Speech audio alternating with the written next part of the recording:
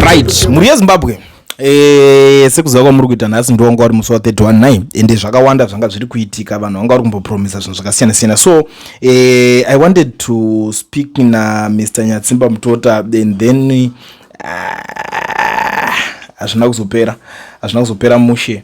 Ivo vari kuti kuside kwavo pane mota iri kunzi yasvika pamba pavo ichiita se asi yanga ichida kuziva nezvemawhereabouts avo.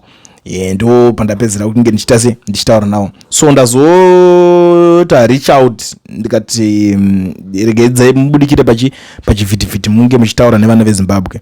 So ivo ndo vazondipindira nemessage vakati put under house arrest with strict conditions. I don't know what does that mean. Kuti vaiswa nani under house arrest yacho, vakavharirwa door here, zvanyatsoitwa zvokufambisa sei.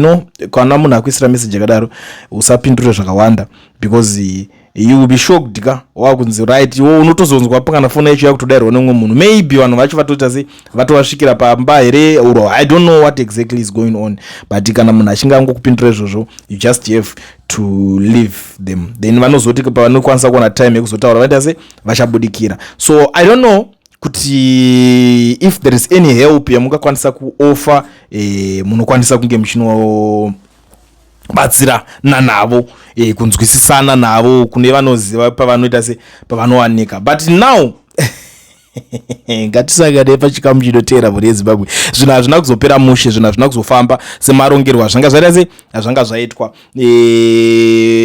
Ndandichida kunyatsonzwawo side ravo semunhu anga ari pamberi kuti zvazonyatsofamba sei, zvii zvaitika. Do you know kuti kune mamwe questions ekuti imimi munozodzoka mumawanza muchipa ininga ina handikwanisa kuzozvianza manje. But ivo vanhu vaya vakavadedza pavaiuya paplatform vaitaura zvakati vari kupi, where are they? They should come and answer for themselves. Don't worry muri yeZimbabwe ndichazofambira nyaya dzacho, but update yekwamutare tainzwa kwanzi is business as usual. Nzvimbo dzakasiyana siyana is business as usual. Saka chakandangoti nditaure nemi ndechekuti comrade Nyatsimbamutota zvinhu hazvina kuvamirira zvakanaka sekutaura kwavandiudzawo inini. Saka ndo update chete diki yandango ndingoya nayo panapa ndichikuzivisai kuti zvinhu hazvisi kuwaperera mushe kokoko. Kana munhu ari kuti under house arrest vanenge vakatowanda. I don't know if it's safe kuti titi he is currently in hiding pari kupisa, but chazovadedza for commenting.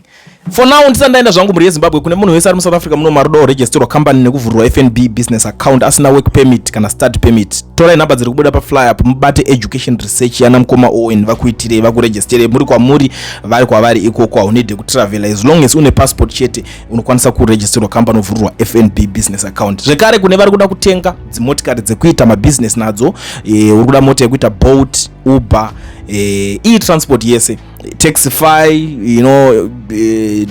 take a lot futi unokwanisa kuita zvakasiyana siyana zvaungangoita zvimabusiness zviri kumhanywa nevana vevhu panapa pamuzanzi.